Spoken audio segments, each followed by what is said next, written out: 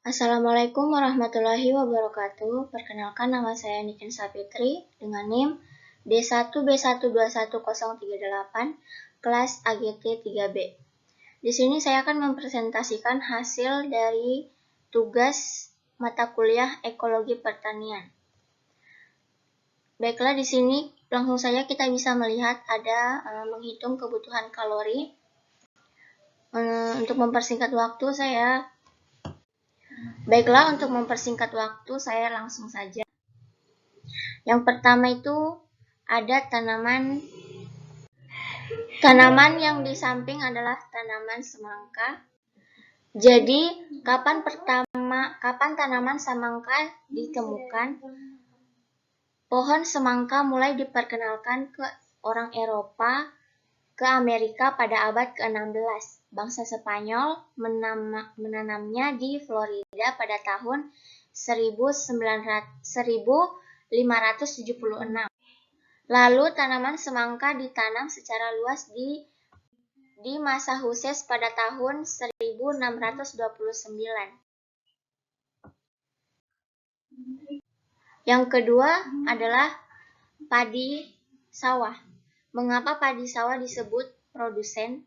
Karena dapat membuat makanannya sendiri tanpa bantuan organisme lain, maka padi disebut sebagai produsen.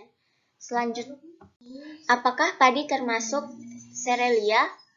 Pengertian serelia kebanyak merupakan anggota dari suku padi-padian dan disebut sebagai serelia sejati.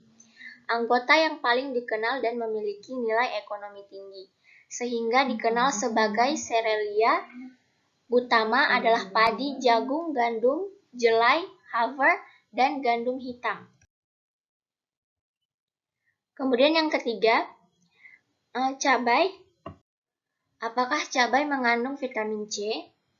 Jawabannya yaitu iya, cabai memiliki kandungan vitamin C yang melimpah, bahkan lebih banyak dibandingkan dengan jeruk.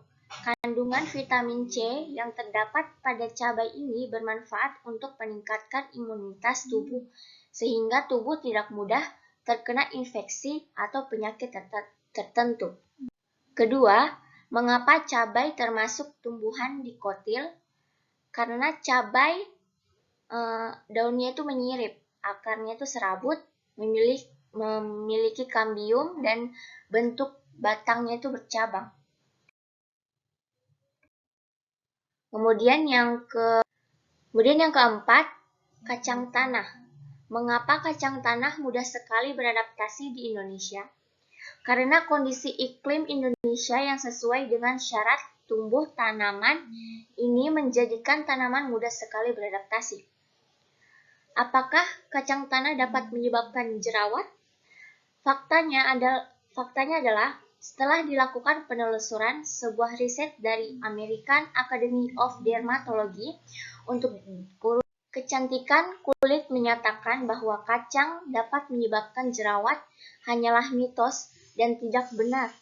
Mereka berpendapat jika makanan seperti coklat, es krim, termasuk kacang tidak menyebabkan jerawat. Kemudian yang kelima, apa perbedaan antara padi sawah dan padi ladang? Padi sawah adalah padi yang dihasilkan dari lahan sawah, sedangkan padi bukan sawah meliputi padi ladang yang dihasilkan dari lahan kering dan padi rawa yang dihasilkan dari lahan rawa. Mengapa padi lahan ditanam di lahan yang kering?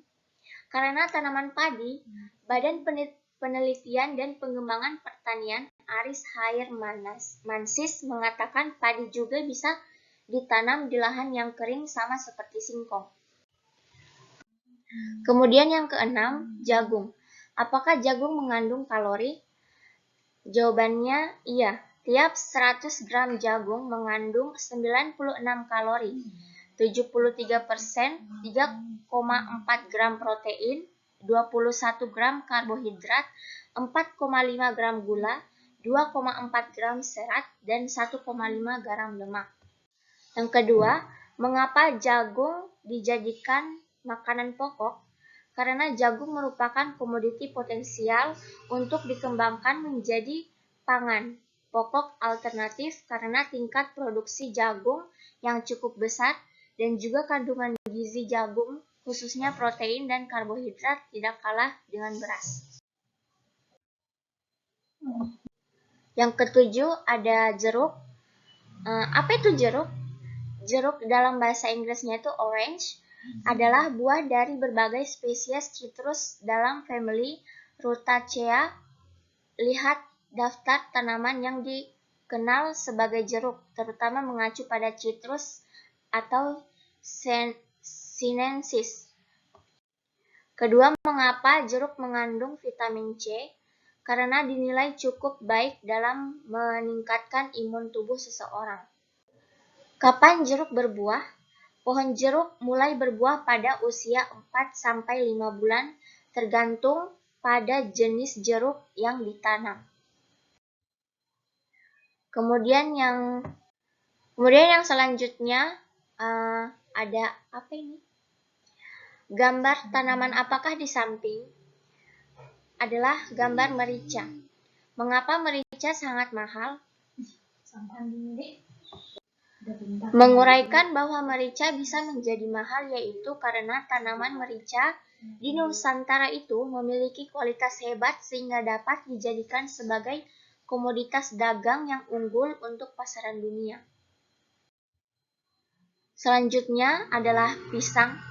Apakah pisang berkalori tinggi? Jawabannya yaitu pisang merupakan salah satu buah yang memiliki kalori cukup tinggi.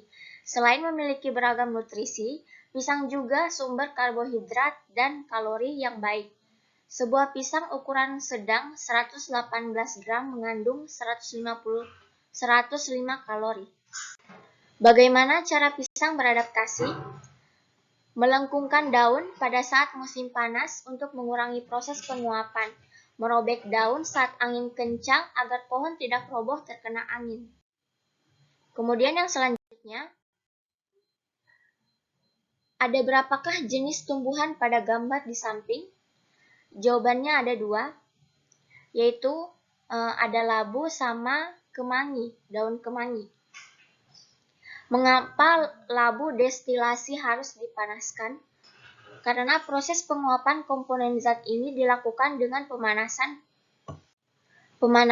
pada labu destilasi sehingga komponen zat yang memiliki titik didih yang lebih rendah akan menguap dan uap tersebut melewati kondensor atau pendingin yang mendinginkan komponen zat tersebut sehingga akan terkondensasi atau berubah dari berwujud uap menjadi air.